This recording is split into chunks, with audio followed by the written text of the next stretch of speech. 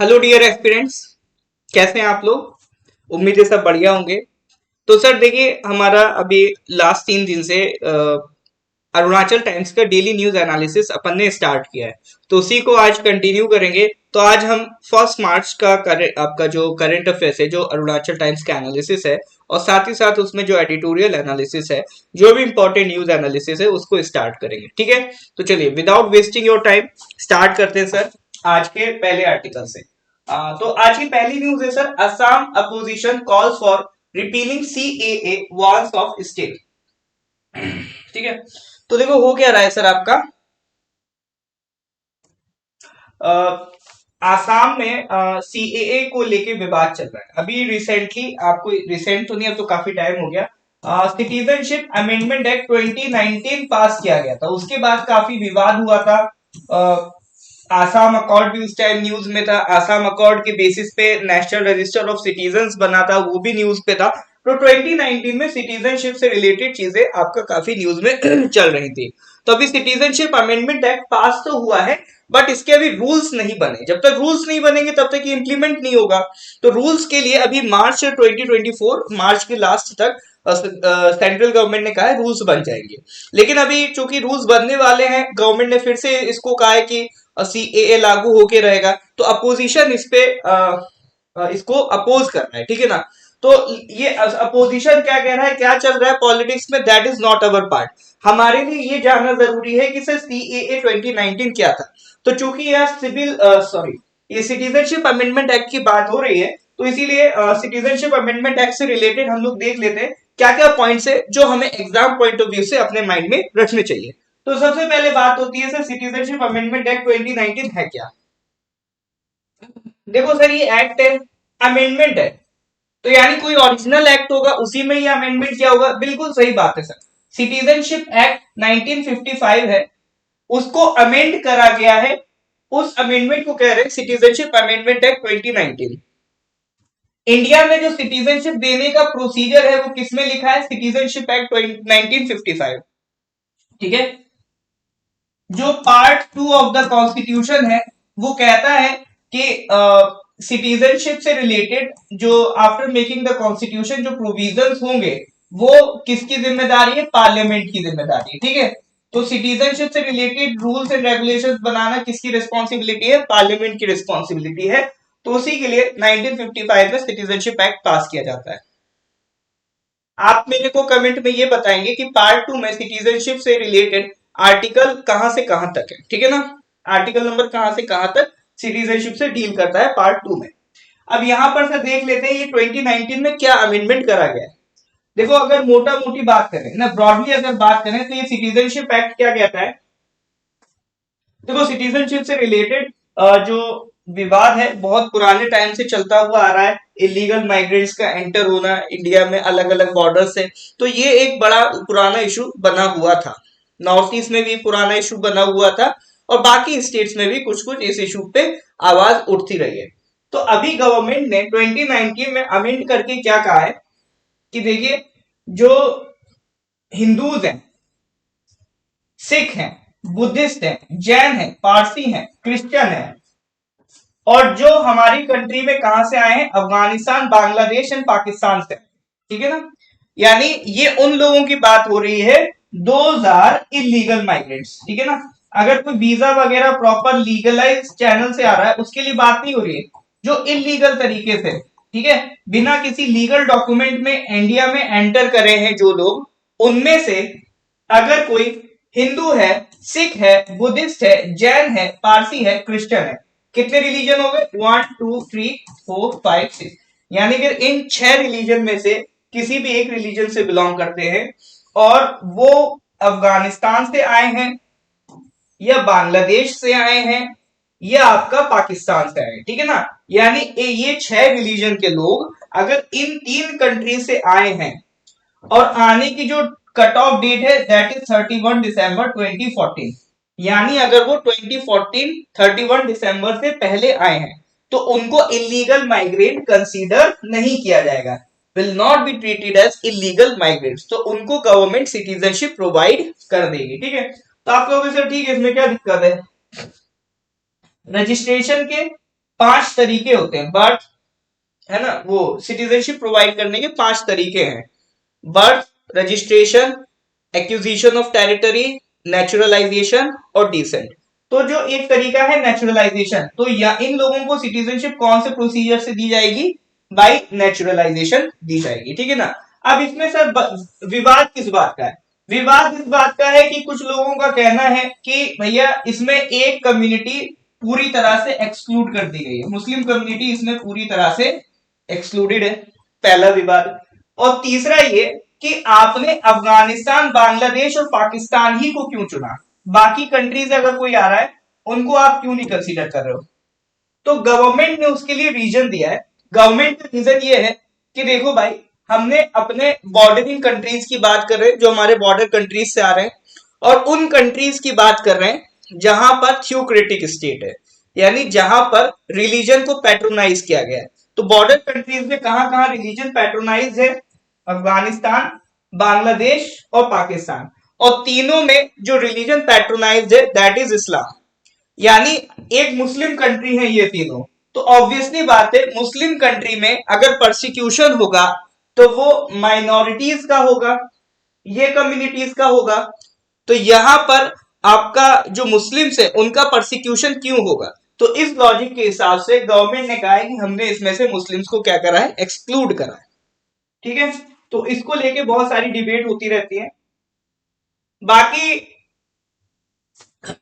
इसमें एक चीज और आप ध्यान रखिएगा कि ये जो आपका एक्ट है ये नॉर्थ ईस्ट के कई रीजन्स में एप्लीकेबल नहीं है, ठीक है ना। Will not apply to the tribal areas of Assam, Meghalaya, Mizoram and Tripura, ठीक है ना। तो जो ट्राइबल एरिया 6 शेड्यूल्स में इंक्लूड होंगे, नॉर्थ ईस्ट स्टेट के 6 शेड्यूल्स में जो इंक्लूडेड एरियाज होंगे, वहां पर ये आपका सिटीजनशिप अमेंडमेंट एक्ट एप्लीकेबल नहीं होगा, ठीक है। यानी अगर वहां पर कोई हिंदू, आपका बुद्धिस्ट, क्रिश्चियन या कोई कोई भी इलीगल माइग्रेंट है, तो उसको सिटीजनशिप अमेंडमेंट एक्ट के थ्रू आपका सिटीजनशिप प्रोवाइड नहीं की जाएगी।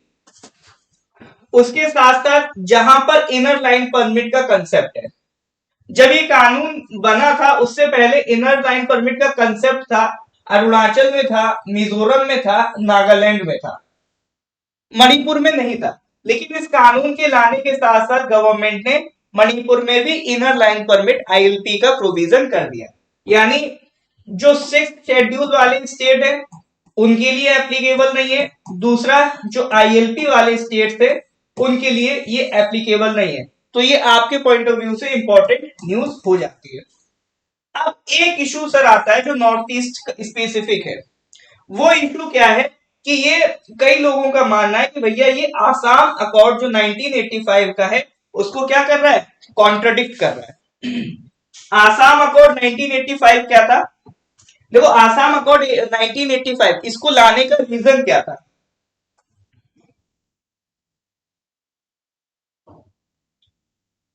एक मिनट। आसाम अकॉर्ड 1985 लाने का जो आपका मेन रीजन था वो ये था, देखो सर, वो क्या रहा था उस टाइम,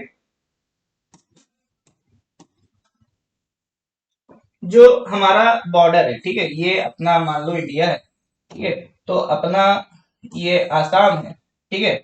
इधर वाला जो हिस्सा था, आज जो बांग्लादेश है, ठीक है, आज जो बांग्लादेश है, पहले क्या होता था?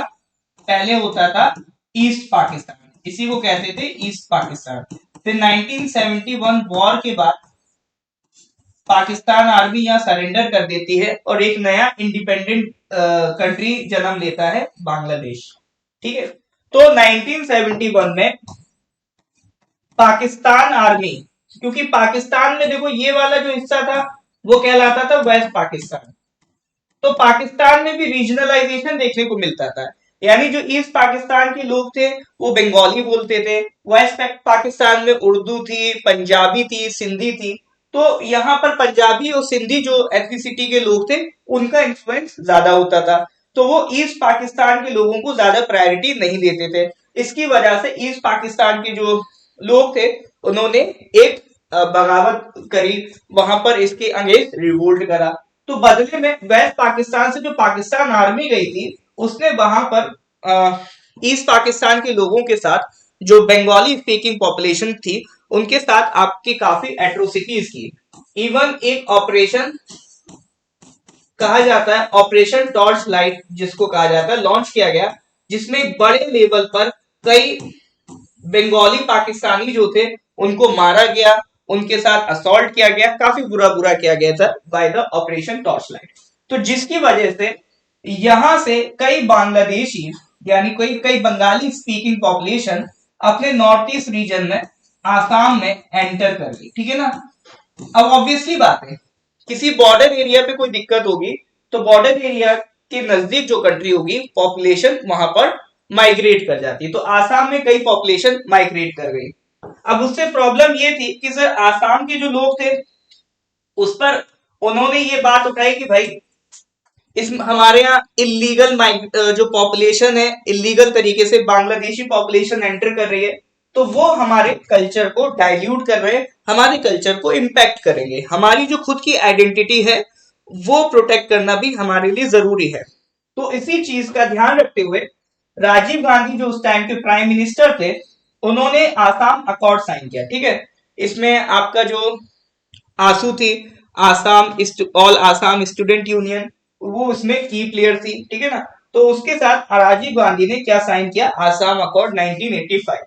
उसमें इन्होंने ये कह दिया कि देखो भाई, जो भी इलीगल माइग्रेंट्स हो गए, इररेस्पेक्टिव ऑफ रिलीजन, किसी भी रिलीजन के हो, जो बांग्लादेश से आए हैं आफ्टर मार्च 25 1971, ये कट ऑफ डेट क्यों रखी गई मार्च 25 1971, क्योंकि इसी टाइम पे आपका ऑपरेशन टॉर्च लाइट चला था। इसी के बाद वहां से पॉपुलेशन इंडिया में एंटर करी थी। तो यानी 25 मार्च 1971 के बाद कोई भी इलीगल अगर पर्सन पाया जाता है जो बांग्लादेश से इंडिया में एंटर करा है, तो उसको डिपोर्ट कर दिया जाएगा, वुड बी डिपोर्टेड। ये कहा गया था आसाम अकॉर्ड 1985 में। अब यहां पर प्रॉब्लम इससे क्या आ रही है, प्रॉब्लम ये आ रही है कि देखो आसाम में अराउंड 30% एरिया है जो 6 शेड्यूल में आता है। अराउंड मान लो 30% एरिया जो 6 शेड्यूल में आता है। तो जो सीएए होगा वो यहां पर एप्लीकेबल नहीं होगा, लेकिन बाकी का जो 70% एरिया है सर, वहां पर तो एप्लीकेबल होगा। ठीक है ना। तो आसाम के लोगों को इसीलिए इस चीज से थोड़ा प्रॉब्लम है, और यही बात आसाम की अपोजिशन कह रही है कि भाई जो 70% हमारा एरिया है उसमें अगर आप बात करो तो वहां तो सीएए लगेगा, यानी वहां पर भले मुस्लिम्स ना हो, लेकिन जो हिंदू इलीगल माइग्रेंट्स है या अदर रिलीजन के इलीगल माइग्रेंट्स है वो स्टे करेंगे, और उनको रिलीजन से लेना देना नहीं है, उनका मेन है कल्चर, कल्चर उससे डिस्टर्ब होगा। तो ये कंसर्न है आपका आसाम में अपोजिशन के। ठीक है। तो ये एक आसाम अकॉर्ड और सीएए, ये सारे टॉपिक्स को लेके जो इश्यूज चल रहे थे वो हमने आपका यहाँ पर डिस्कस करे हैं। ठीक है। चलिए सर, तो जो भी आपके एग्जाम के रेलिवेंट इंपॉर्टेंट टॉपिक थे वो मैंने कोशिश करी है आपका यहाँ पर कवर करूं। चलिए नेक्स्ट न्यूज पे आते हैं सर। साराथम नामचुम कहां के बिलोंग करते हैं सर, नामसाई डिस्ट्रिक्ट से बिलोंग करते हैं आप। उनको उस्ताद बिस्मिल्लाह खान पुरस्कार मिला है। ठीक है ना। देखो ये भी उस्ताद बिस्मिल्लाह खान पुरस्कार कौन देता है, संगीत नाटक अकादमी देती है। कल भी हमने इसके बारे में पढ़ा था। तो वही अकादमी ये उस्ताद बिस्मिल्लाह खान अवार्ड देती है। तो ये किनको देती है सर, जो यंग लोग होते हैं। ठीक है ना। It recognises artist in the early years of their careers in the fields of music, dance and drama. ठीक है ना। तो 2006 में इसको इंट्रोड्यूस किया गया था, क्योंकि 2006 में उस्ताद बिस्मिल्लाह खान की डेथ होती है, तो उनकी मेमोरी में इस अवार्ड को इंट्रोड्यूस किया गया था। अब उस्ताद बिस्मिल्लाह खान कौन है, मेरे हिसाब से आप लोग जानते होंगे। तो वो इंडिया के one of the finest musician या कह लो शहनाई प्लेयर है ना। तो इंडिया में जब भी शहनाई की बात होगी तो किसका नाम याद हो आएगा, उस्ताद बिस्मिल्लाह खान का नाम याद आएगा। उनका असली नाम था कमरुद्दीन खान। ठीक है ना। कमरुद्दीन खान उनका असली नाम था। उनको भारत रत्न मिला था 2001 में। ठीक है। तो ये ध्यान रखिएगा, उनको भारत रत्न कब मिला था सर, 2001 में। और दूसरा नामचुम साहब का नाम ध्यान रखिएगा, ये आपके current affairs point of view से इंपॉर्टेंट नाम है। ये अरुणाचल करंट अफेयर्स में पूछा जा सकता है। ठीक है। चलिए मूव करते हैं अगले न्यूज की तरफ।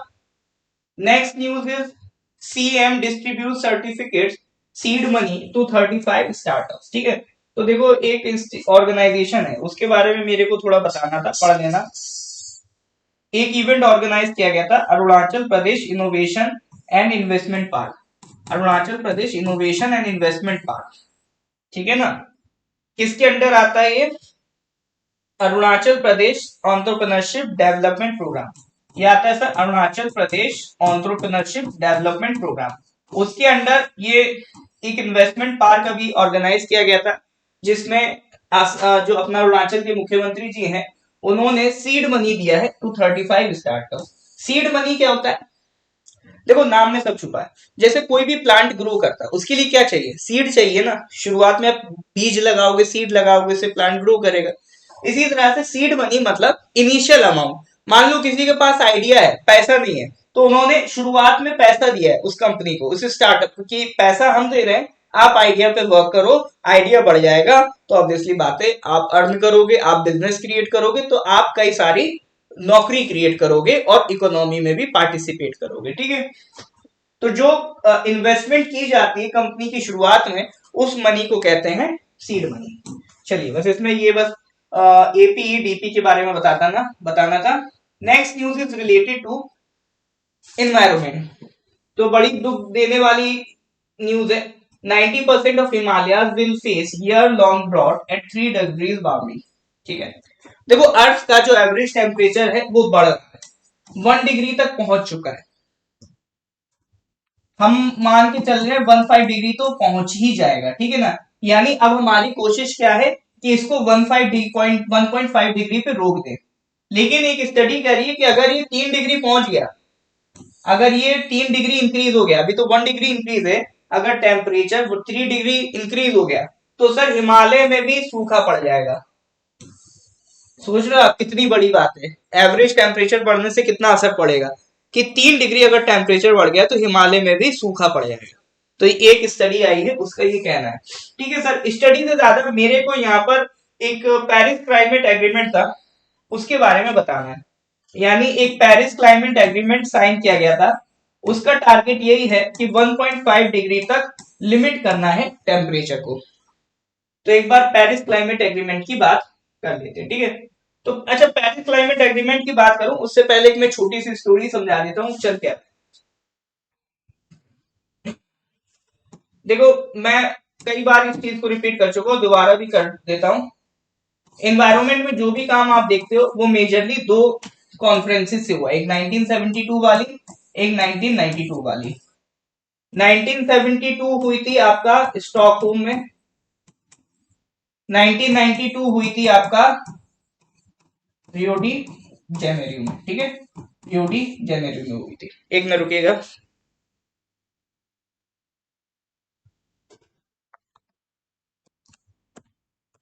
ऑलराइट, ठीक है। हाँ, तो स्टॉकहोम में हुई थी, एक हुई थी आपका रियो डी जेनेरियो में। तो जो 1992 वाली कॉन्फ्रेंस थी,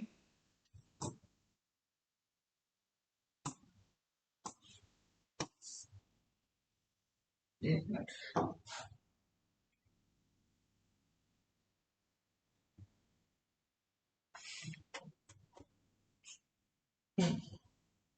हाँ जी, तो जो 1992 वाली आपकी कॉन्फ्रेंस हुई थी रियो डी जेनेरियो में 1992 में, उसमें एक बॉडी क्रिएट हुई थी या एक फ्रेमवर्क क्रिएट हुआ था, UNF triple C, United Nation framework convention to climate change. इसका पर्पस यही था क्लाइमेट चेंज को रोकना।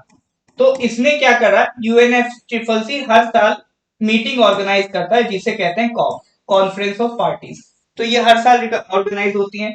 जैसे पहली मीटिंग हुई कॉप 1, दूसरी हुई कॉप 2, तीसरी हुई कॉप 3। कमेंट में आप बताइएगा कॉप 1 कब हुई थी और कहां पर हुई थी। ठीक है ना, तो इसी सीक्वेंस में एक 21 मीटिंग हुई थी, जिसे कहते हैं कॉप 21। ये हुई थी पेरिस में।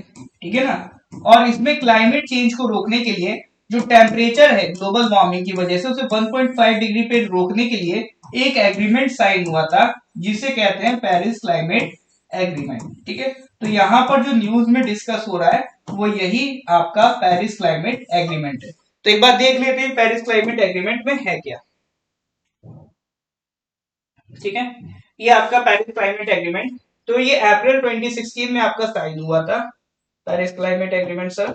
ठीक है, अप्रैल 2016 में साइन हुआ था। इसमें जो गोल है वो क्या है, to curtail the rise of global temperature this century below 2 degrees Celsius above pre-industrial level and also pursue efforts to limit the increase to 1.5 degree Celsius। ठीक है,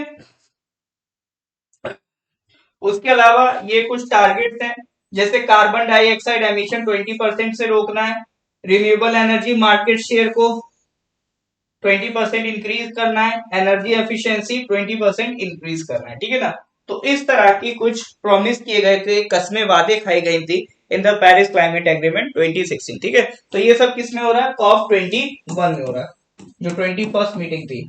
अभी रिसेंटली कॉप 28 हुआ था दुबई में।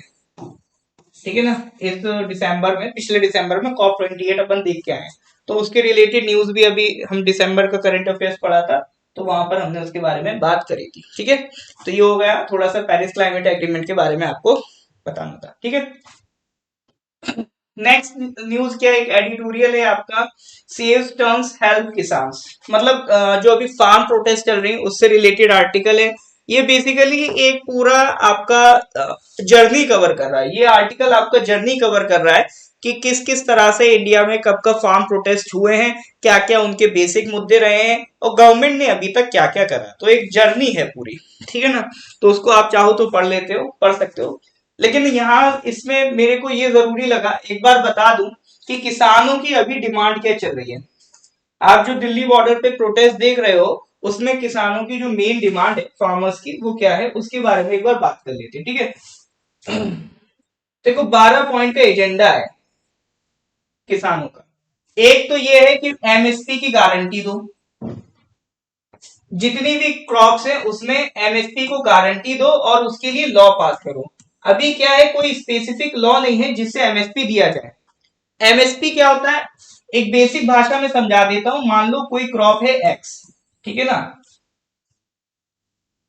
वो मार्केट में उसका क्या भाव होगा वो तो डिपेंड करता है कि सर मार्केट में उसकी क्या डिमांड है, क्या सप्लाई है। ठीक है ना, तो किसी भी क्रॉप का मार्केट में जो रेट है वो घटता बढ़ता रहता है। अब इसमें किसान को तो सर दिक्कत है ना, मान लो जब उसने फसल लगाई तो उस क्रॉप का जो मार्क प्राइस है वो अच्छा है, लेकिन जब वो फसल बेचने जा रहा हो तो उसका प्राइस घट गया, तो उससे किसान को क्या होगा सर, नुकसान होगा। तो इसके लिए गवर्नमेंट ने कुछ क्रॉप्स पे किसानों को क्या देना शुरू किया, मिनिमम सपोर्ट प्राइस, यानी गवर्नमेंट ने एक प्राइस फिक्स कर दिया, मान लो एक्स वाई, ये प्राइस फिक्स कर दिया, तो मार्केट में उस क्रॉप का प्राइस कितना भी घट जाए गवर्नमेंट आपको मिनिमम इतना देगी। यानी मान लो अगर आपको लग रहा है कि मार्केट में वो क्रॉप का जो प्राइस है बहुत घट गया है, बहुत घट गया है, तो आप गवर्नमेंट के पास जाओ। गवर्नमेंट अपनी जो मंडी है एफसीआई, गवर्नमेंट की तरफ से कौन खरीदता है, food corporation of India, FCI उन किसानों से जो मिनिमम सपोर्ट प्राइस जो गवर्नमेंट बोलती है उस पर वो क्रॉप को खरीद लेगी। अब ये क्या है मिनिमम सपोर्ट प्राइस, इसके लिए अभी कोई स्पेसिफिक लॉ नहीं बना है, और दूसरा ये हर क्रॉप के लिए अवेलेबल नहीं है। तो किसानों की डिमांड है कि एमएसपी सारे क्रॉप्स पे दिया जाए। ठीक है, और जो क्रॉप के प्राइसेस है जो सरकार तय कर रही है वो डॉक्टर एम एस स्वामीनाथन की रिपोर्ट है। ठीक है ना, डॉक्टर एम एस स्वामीनाथन का आपने नाम सुना होगा, ठीक है ना, जो father of green revolution in India भी कहे जाते हैं, तो उनकी रिपोर्ट के हिसाब से वो प्राइसेस सेट करने चाहिए। और जो लैंड एक्विजिशन 2023 का है उसको इंप्लीमेंट करो। ठीक है ना, उसमें क्या क्या कहा गया है कि सर किसानों की जमीन लेने से पहले उनकी रिटर्न कंसेंट लोगे और उनको जो कंपनसेशन दोगे वो 4 गुना कंपनसेशन दोगे। ठीक है ना, उसके बाद इंडिया को जो वर्ल्ड ट्रेड ऑर्गेनाइजेशन है उससे विड्रॉ कर लेना चाहिए, क्योंकि वर्ल्ड ट्रेड ऑर्गेनाइजेशन किसानों को सब्सिडी देने से रोकता है, क्योंकि वर्ल्ड ट्रेड ऑर्गेनाइजेशन का पर्पज है भाई दुनिया भर की मार्केट एक दूसरे कंट्री में पहुंचे। तो अगर हम किसानों को अपने सब्सिडी देंगे तो वो कम पैसे में क्रॉप उगाएंगे, तो उसे मार्केट में जब सस्ते में बेचेंगे तो उससे इंटरनेशनल मार्केट को दिक्कत है।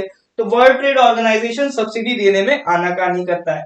और जितने भी फ्री ट्रेड एग्रीमेंट है अदर कंट्रीज से, यानी हम बाकी कंट्रीज को इतनी प्रायोरिटी ना दें उनसे परचेज करने में, ठीक है ना। तो जितने भी फ्री ट्रेड एग्रीमेंट्स है उनको क्या करे जाए, फ्रीज कर दिया जाए। इलेक्ट्रिसिटी बिल्स को अमेंडमेंट बिल 2020 को स्क्रैप कर दो। जो फार्मर्स है और फार्म लेबरर्स है उनको पेंशन दो। 2020 दिल्ली प्रोटेस्ट में जिन किसानों की जान गई थी उनको क्या दो आप, कंपनसेशन दो, और उनकी फैमिली में एक पर्सन को जॉब दो, ठीक है ना। और जो मनरेगा स्कीम के अंदर 100 डेज का गारंटीड एम्प्लॉयमेंट मिलता है, वो 100 डेज के बढ़ा के कितना कर दो सर, 200 डेज कर दो, ठीक है ना। और जो लोग फेक सीड्स बना रहे हैं, पेस्टिसाइड्स बना रहे हैं, फर्टिलाइजर्स बना रहे हैं, इस तरह के जो फेक काम कर रहे हैं उनकी पेनल्टी स्ट्रॉन्ग कर दो। कुछ स्पाइसेस जैसे चिली हो गया, टर्मरिक हो गया, उसके लिए नेशनल कमीशन बनाओ, ठीक है ना। और जो वाटर बॉडीज हैं और जो फॉरेस्ट हैं और जो लैंड है वहां पर जो वहां के जो इंडिजीनियस पॉपुलेशन रह रही है उनके राइट्स को इंश्योर करो। तो ये कुछ आपकी गारंटीज हैं जिसके लिए किसान आपका लड़ रहे हैं at the, they are fighting at the Delhi border, ठीक है। तो यहाँ पर मैंने आपको एक आइडिया दे दिया व्हाट इज द डिमांड। फिर एमएसपी के बारे में भी यहाँ पर ऐड कर दिया है कि एमएसपी कैसे डिसाइड होती है, ठीक है ना। एमएसपी क्या है, guaranteed amount paid for to the farmers when the government buys their produce. MSP कौन डिसाइड करता है, देखो ये जरूर ध्यान रखना।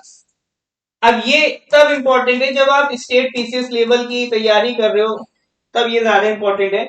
MSP is based on the recommendation of CSEP. एक कमीशन बनता है, commission for agricultural cost and prices, ठीक है। तो एमएसपी किसकी रिकमेंडेशन पे आता है, सीएसईपी की रिकमेंडेशन पे आता है, commission for agricultural cost and prices. फिर उसके बाद ये रिकमेंडेशन देता है, फिर उसको फाइनल कौन करता है, अप्रूव कौन करता है, cabinet committee on economic affairs. ये कमेटी में आपका प्राइम मिनिस्टर हेड होते हैं और फाइनेंस मिनिस्टर होते हैं और एक दो मिनिस्टर्स होते हैं, मेन इसमें फाइनेंस मिनिस्टर का रोल है, ठीक है, और प्राइम मिनिस्टर। तो commission for agriculture cost and prices recommend करता है और उसको अप्रूव कौन करता है, cabinet committee of economic affairs. तो इन दोनों को ध्यान रखिएगा, they are involve in ensuring the MSP, ठीक है। तो अभी जो एमएसपी है वो 22 क्रॉप्स पे दिया जा रहा है और शुगर केन के लिए एफआरपी की व्यवस्था है, फेयर एंड रेम्यूनरेटिव प्राइस। ये भी एक तरीके का एमएसपी होता है जो शुगर केन पे मिल रहा है, ठीक है ना। तो 22 क्रॉप्स में से 14 खरीफ सीजन की हैं, 6 रबी हैं और 2 अदर कमर्शियल क्रॉप्स हैं। तो ये ध्यान रखना, टोटल 22 क्रॉप्स पे क्या मिल रहा है, एमएसपी मिल रहा है, ठीक है सर, ये चीज ध्यान रखना। और एमएसपी को कौन रिकमेंड करता है, सीएसईपी, और कौन अप्रूव करता है, cabinet committee for economic affairs. चलिए सर, तो इसको ध्यान रखिएगा। फिर हम लोग मूव करते हैं अगले आर्टिकल की तरफ।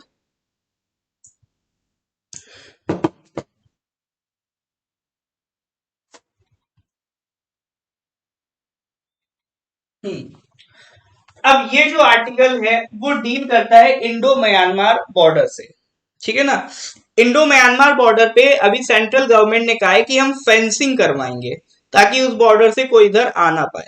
अभी रिसेंट में आपने 2 दिन देखा होगा, अरुणाचल टाइम्स में न्यूज आई थी कि आपका अरुणाचल में भी कुछ इलीगल माइग्रेंट्स पकड़े गए हैं जो म्यांमार से बिलोंग करते हैं, ठीक है ना। तो for the security of the border government क्या कह रही है, फेंसिंग करवाएंगे। लेकिन इसको लेके कुछ कंसर्न्स हैं अलग अलग स्टेट्स का, जो अपने नॉर्थ ईस्टर्न स्टेट्स में जो म्यांमार से बॉर्डर करते हैं, जैसे अरुणाचल है, नागालैंड है, मणिपुर है, मिजोरम है। तो अलग अलग स्टेट्स का इसमें अलग अलग से है, अलग अलग उनका कहना है। तो क्या मुद्दा है, क्या अलग अलग स्टेट्स के इश्यूज हैं, तो इस आर्टिकल में हम वो सारी बातें डिस्कस करेंगे, ठीक है ना। तो ये जिन्होंने लिखा है, जो ऑथर है, वो फॉर्मर सिक्योरिटी एडवाइजर भी रह चुके हैं अपना अरुणाचल के, ठीक है। तो ये ऑथर के शब्द हैं, मैं अब जो भी पॉइंट्स लिखूंगा वो मेरे पॉइंट्स नहीं है, ये आपके ऑथर के पॉइंट्स है, ठीक है ना। तो ऑथर यहां पर कहना चाहते हैं कि अभी जो इंडो म्यांमार बॉर्डर है वो 3 वजह से न्यूज में बना हुआ है, ठीक है ना। जो इंडो म्यांमार बॉर्डर है वो 3 फैक्टर्स की वजह से न्यूज में है, ठीक है ना। एक तो आपका म्यांमार में जो कॉन्फ्लिक्ट हो रहा है उसकी वजह से इन्फिल्ट्रेशन हो रहा है। इन्फिल्ट्रेशन यानी अपने इंडियन बॉर्डर में जो माइग्रेंट्स है वो एंटर कर रहे हैं, और मेनली कहाँ एंटर कर रहे हैं, आपका मणिपुर में एंटर कर रहे हैं और मिजोरम में एंटर कर रहे हैं, ठीक है ना। दूसरा, अभी मणिपुर में भी इंटरनल स्ट्राइक चल रही है, ठीक है ना, तो उसकी भी वजह से कहीं ना कहीं टारगेटेड अटैक्स देखने को मिल रहे हैं border areas of the state में। तीसरा, जो हमारा पड़ोसी है चाइना, वो जो हमेशा तैयार रहता है कि भाई कब उसे मौका मिले। चाइनीज अटेम्प्ट्स टू परपेचुएट मतलब बढ़ाना unrest in India north east as a policy of indirect approach in response to the disturb situation along the line of actual control LAC. यानी चाइना की जो कोशिश रहती है कि अपना एलएसी वाले एरिया में, अपना बॉर्डर एरिया में अनरेस्ट रहे, ये तीसरा रीजन। तो इनकी वजह से अभी इंडो म्यांमार बॉर्डर न्यूज में चल रहा है, ठीक है। अब यहाँ पे जो ऑथर कह रहे हैं वो कहना चाह रहे हैं कि देखो भाई 4 जनवरी को इस साल प्राइम मिनिस्टर और होम मिनिस्टर अमित शाह जो हैं, अमित शाह जी जो हैं, और एक्सटर्नल अफेयर्स मिनिस्टर, उनके साथ मीटिंग में जो मिजोरम के अभी नए सीएम इलेक्ट हुए हैं ना, अभी इलेक्शन हुआ था आपका दिसंबर में, उसमें जो नए सीएम बने लालदू जी, उन्होंने ये कहा है कि any move to fence the 510 kilometer long porous border the state shares with Myanmar is unacceptable as it is a border enforced by the British to divide ethnic Mizos। यानी उनका कहना है कि भाई जो गवर्नमेंट फेंसिंग करना चाह रही है इंडो म्यांमार बॉर्डर पे, तो वो एक तरीके से जो पॉपुलेशन है मीजो पॉपुलेशन, मीजो एथनिसिटी की पॉपुलेशन म्यांमार बॉर्डर के इस साइड और उस साइड, तो उसको वो डिवाइड करेगा, जो एक तरीके की स्ट्रेटजी रही है ब्रिटिशर्स की पहले से डिवाइड करने की, उसी तरह का ये काम हो जाएगा। तो वो इस चीज को अपोज कर रहे हैं। यानी कुल मिला के Mizoram is not in the mood to do fencing, ठीक है। तो ऐसा वो इसलिए कह रहे हैं क्योंकि अभी गवर्नमेंट ने फ्री मूवमेंट रिजीम को क्या करा है, स्क्रैप करने का डिसाइड करा है, ठीक है। अभी हम बात करेंगे सर ये फ्री मूवमेंट रिजीम है क्या, ठीक है। अभी एक्ट ईस्ट पॉलिसी के तहत फ्री मूवमेंट रिजीम बनाई गई थी, तो उसमें अभी गवर्नमेंट चाहती है उसको एंड करा जाए। एंड करने के साथ साथ जो पूरा बॉर्डर है उसकी फेंसिंग की जाए, ये गवर्नमेंट चाहती है, ठीक है ना। तो जो होम मिनिस्टर हैं अमित शाह जी हैं, उन्होंने इस बात को फिर से दोहराया है कि गवर्नमेंट की जो रेजोल्यूशन है कि हम इंडो म्यांमार बॉर्डर को फेंस करेंगे, वो इसलिए जरूरी है, वो it is on the lines of the Indo Bangladesh border. मतलब जैसे हमने बांग्लादेश के साथ बॉर्डर को प्रोटेक्ट किया, जैसे अभी आपने बांग्लादेश माइग्रेंट्स वाला इशू देखा, ठीक है ना, तो सेम इलीगल माइग्रेंट्स वाला इशू वहां पर हुआ है, तो यहां पर भी कल वही दिक्कत शुरू होगी। इसीलिए ऐसा ना हो, हम ये फेंसिंग कर रहे हैं और फ्री मूवमेंट रिजीम को खत्म कर रहे हैं, ठीक है। ये कब का, अभी जब वो आसाम आए थे 20 जनवरी को इस साल। और इस पे जो आसाम की जो जो student body, apex student body of Mizoram, उन्होंने इस चीज पर अपना स्ट्रॉन्ग ऑब्जेक्शन शो करा। कौन है, मीजो जिरलाई पॉल एमजीपी, तो उन्होंने इस पे अपना ऑब्जेक्शन शो करा, ठीक है ना। और उसके अलावा एक एनएससीएन आईएम एक इंसर्जेंट ग्रुप है, तो उसने भी ये कहा है कि वो गवर्नमेंट को अलाउ नहीं करेगा कि वो म्यांमार के साथ बॉर्डर फेंसिंग करे। इससे क्या होगा, जो नागा फैमिली है वो भी डिवाइड होगी, क्योंकि कुछ नागाज आपका म्यांमार बॉर्डर के मतलब अपने म्यांमार वाले हिस्से में रहते हैं, कुछ अपने इंडिया वाले हिस्से में रहते हैं, तो वो उनको भी डिवाइड करेगा, ऐसा कहना है, ठीक है। चलिए, ये एक बार आप देख लो फ्री मूवमेंट रिजीम है क्या, ये क्यों है, क्या इसका रीजन है, ठीक है। तो हिस्टोरिकल कॉन्टेक्स्ट में हम बात करें तो देखो, आज जो मेजोरिटी हमें नॉर्थ ईस्ट इंडिया दिखता है वो पहले हमारे पास नहीं था। वो हमारे पास कब आया है, बाय द ट्रीटी ऑफ यंडाबू। यानी आज जो आप इंडो म्यांमार बॉर्डर देख रहे हो वो कब से बना है, वो ट्रीटी ऑफ यंडाबू से बना है 1826 में, ठीक है ना। जो एंग्लो म्यांमार वॉर हुआ था, एंग्लो बर्मीज वॉर हुआ था 1824 से 26, उसमें ट्रीटी ऑफ यंडाबू साइन की गई थी, तो उसके बाद से ये बॉर्डर आपका बनता है। बॉर्डर बनने के बाद से कम्युनिटी सेपरेट हो गई जिनका सेम कल्चर एथनिसिटी था। जो नागाज हैं उनकी कम्युनिटीज डिवाइड हुई और जो मणिपुर में है उनकी कम्युनिटी डिवाइड हुई, as well as the Kuki Chin Mizo communities in Manipur and Mizoram. ठीक है ना। तो ये जो कम्युनिटीज है जो बॉर्डर के दोनों साइड रहती थी, तो बॉर्डर बनने से सबसे बड़ी दिक्कत क्या हुई, ये कम्युनिटीज आपका डिवाइड हो गई। तो इसी के लिए 2018 में गवर्नमेंट ने क्या लॉन्च किया, फ्री मूवमेंट रिजिम लॉन्च किया। ठीक है ना। इसमें गवर्नमेंट ने ये कहा कि देखो भाई, हम चाहते हैं हमारा जो ईस्टर्न साइड है उसके साथ रिलेशंस अच्छे हो। इंडिया एक्ट ईस्ट पॉलिसी जो मोदी जी ने बोली थी, ठीक है ना। जैसे पहले हमने बनाई लुक ईस्ट पॉलिसी, फिर इसको को मोदी जी ने क्या कर दिया, एक्ट ईस्ट पॉलिसी। तो उसमें गवर्नमेंट ने कहा कि क्रॉस बॉर्डर मूवमेंट अलाउ होगा up to 16 kilometre without a visa. यानी जो इंडिया के बॉर्डर है, इंडिया का बॉर्डर मान लो यहां तक है, तो यहाँ के 16 किलोमीटर तक अपोजिट साइड के लोग आ सकते हैं बिना वीजा के। ठीक है ना। तो इससे क्या होगा, जो बॉर्डर के साइड उनके लोग हैं, उनके ट्राइब के, उनके एथनिसिटी के लोग हैं, तो उनके साथ उनके कल्चर मेंटेन रहेंगे, उसमें दिक्कतें नहीं आएंगे। और साथ ही साथ इससे लोकल बॉर्डर ट्रेड भी बढ़ेगा। ये उसका रीजन था। तो ये था आपका फ्री मूवमेंट रीजन, जिसमें बिना वीजा के बॉर्डर के 16 किलोमीटर अंदर तक गवर्नमेंट अलाउ कर रही थी। अब गवर्नमेंट इसी को खत्म करने की बात कर रही है। तो अगर आप एरिया देखो, तो ये आपका मेनली बॉर्डर है। तो बॉर्डर पे आपका इधर अरुणाचल आ जाता है, नागालैंड आ जाता है, मणिपुर आ जाता है और मिजोरम आ जाता है। ये 4 स्टेट्स हैं जो म्यांमार के साथ अपना बॉर्डर शेयर करते हैं। ठीक है। आगे बात करते हैं सर इसमें, अभी 2021 में म्यांमार में मिलिट्री कू हुआ, जिसकी वजह से 40,000 रेफ्यूजीज ने शेल्टर ले रखा है मिजोरम में। ठीक है। एक तो आपका मिलिट्री को हो रहा है, दूसरा आपका वहां पर भी जो अंदर मिलिट्री कू के बाद भी वहां रेस्ट नहीं है, वहां पीस मेंटेन नहीं है। ठीक है ना। Recent speak in the clashes between three brotherhood alliance. ठीक है ना, उनके बीच भी क्लैशेस आपको कहीं ना कहीं देखने को मिल रहे हैं। और साथ ही साथ जो मणिपुर स्टेट सिक्योरिटी फोर्सेस हैं उन पर भी अटैक्स बढ़ते हुए देखने को मिल रहे हैं। ठीक है ना। जिसकी वजह से देखो, मणिपुर तो चाहता है कि देखो भाई फेंसिंग हो जाए, क्योंकि मणिपुर की स्टेट सिक्योरिटी फोर्सेस पे अटैक देखने को मिले हैं। ठीक है ना।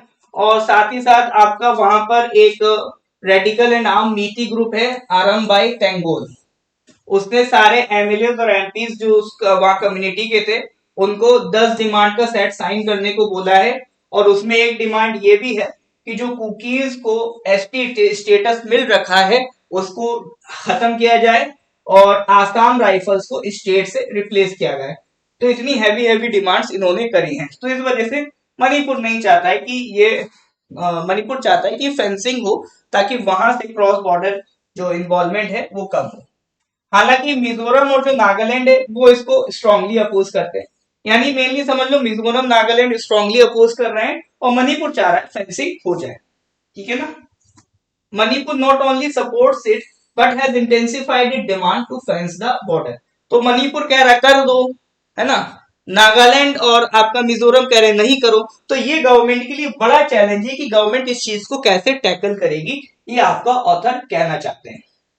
अब जो 4 स्टेट्स बॉर्डर क्रिएट कर रहे हैं म्यांमार के साथ, उन सबके अपने अपने हम लोग क्या डिस्कस कर लेते हैं, कंसर्न्स। जैसे सबसे पहले अपना अरुणाचल की कंसर्न उन्होंने मेंशन करी है कि देखो, अरुणाचल के 3 सदर्न डिस्ट्रिक्ट्स हैं जो म्यांमार के साथ बॉर्डर शेयर करते हैं, टीसीएल, तिराप, चांगलांग एंड लोंगडिंग।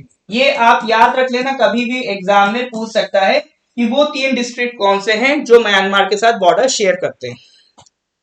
कौन है सर, तिराप, चांगलांग एंड लोंगडिंग। ठीक है। तो ये वहां बॉर्डर की वजह से इंसर्जेंसी फेस कर रहे हैं और कई टाइम से वो आफ्सपा के अंडर भी है मौजूद। आफ्सपा के सेंट्रल गवर्नमेंट का एक लॉ है, arm force special power act. ठीक है। हालांकि अपने अरुणाचल एरिया के अंदर किसी तरह का इंसर्जेंट कैंप नहीं है। ठीक है ना। लेकिन जो इंसर्जेंसी हो रही है it is supported from the across the border, ये बॉर्डर के दूसरी साइड से आपको इंसर्जेंसी देखने को मिल रही है। यहां तक कि वहां की जो नागा कम्युनिटी है, जिसमें आपके वांचो है, तुत्सा है, तांसा है, जो ये आपका तिरप, चांगलांग और लोंगडिंग रीजन में बिलोंग करते हैं, उन्होंने भी अपने आप को डिसएसोसिएट कर लिया from the Nagas of Nagaland and are demanding an autonomous council. ठीक है ना। तो ऐसा आपका ये ऑथर है, ये उनका कहना है। ठीक है, तो देखो ये पूरा जो आर्टिकल है, ये ऑथर के व्यू पॉइंट को मैं आपको समझाने की कोशिश कर रहा हूं कि ऑथर यहाँ पर कहना क्या चाह रहे हैं। तो उनके जो भी पॉइंट्स है उसको मैंने ब्रेक करके इंपॉर्टेंट पॉइंट्स यहाँ पर मेंशन करके हाईलाइट करके, ताकि आपको और अच्छे से उस चीज को समझने को मिले। ठीक है ना। देखो सीज फायर मतलब जब दो ग्रुप्स के बीच बात होती है, तो उसमें डिस्कस होता है कि ठीक है अब हम एक दूसरे पे अटैक नहीं करेंगे, फायरिंग नहीं करेंगे, उसको कहते हैं सीज फायर। तो इंडियन गवर्नमेंट के बीच और कई सारे प्लेथोरा मतलब कई सारे इंसर्जेंट ग्रुप्स जो हैं, वो अरुणाचल में तो एप्लीकेबल नहीं है। मतलब सीज फायर जैसी चीज अरुणाचल में नहीं हो सकती, क्योंकि हमारे जो सिक्योरिटी पोस्ट हैं उन पे कई सारे अटैक हो रहे हैं बॉर्डर के अक्रॉस से, यानी अरुणाचल में अक्रॉस द बॉर्डर कई सारे अटैक्स देखने को मिल रहे हैं, जिसकी वजह से सीज फायर नहीं हो सकती। तो ज्यादातर जो अरुणाचल बॉर्डर के अक्रॉस इंसर्जेंट ग्रुप्स हैं वो किससे बिलोंग करते हैं, एनएससीएन आईएम से बिलोंग करते हैं, और उसकी कई सारी ऑफशूट्स मतलब उसकी कई सारी कह सकते हो मिलती जुलती ब्रांचेस लाइक उल्फा। ठीक है ना। तो ये आपका बॉर्डर पे अटैक करते हैं, जिसकी वजह से सीज फायर तो यहाँ पर मुमकिन नहीं है, यहाँ पर एप्लीकेबल नहीं है।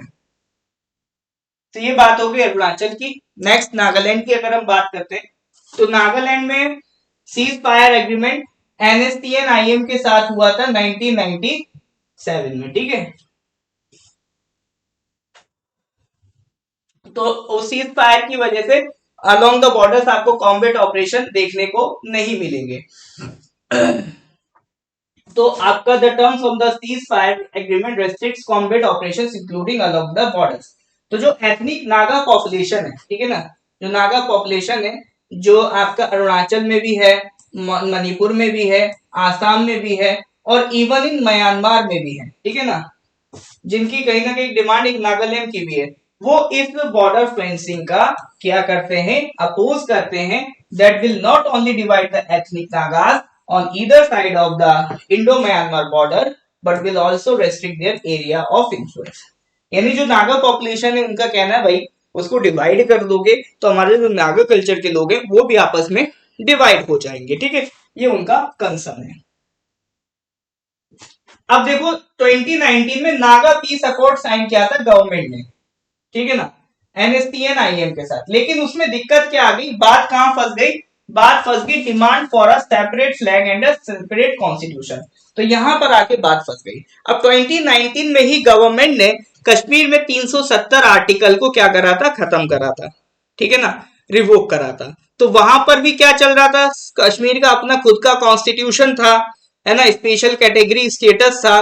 तो वो सारी चीजें ऑलरेडी सरकार ने वहां खत्म करी थी, क्योंकि गवर्नमेंट का क्लियर स्टैंड था वन नेशन वन कॉन्स्टिट्यूशन, इस देश में सिर्फ एक संविधान चलेगा।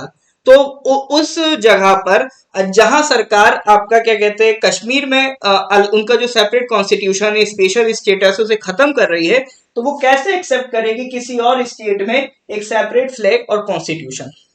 तो उसकी डिमांड थी आपका एनएससी एंड आईएम की। तो इस वजह से जो नागा पीस अकॉर्ड आपका बात चल रही थी वो अभी रुका हुआ है। अब मिजोरम में भी जो अपोजिशन हो रहा है वो भी एथनिक एफिलिएशन की वजह से हो रहा है, क्योंकि भाई जो इंडो म्यांमार बॉर्डर के दोनों साइड पॉपुलेशन है वो आपका मिजो पॉपुलेशन भी है वहां पर, तो उनको लगता है कि उनकी पॉपुलेशन उनकी एथनिसिटी भी डिवाइड होगी।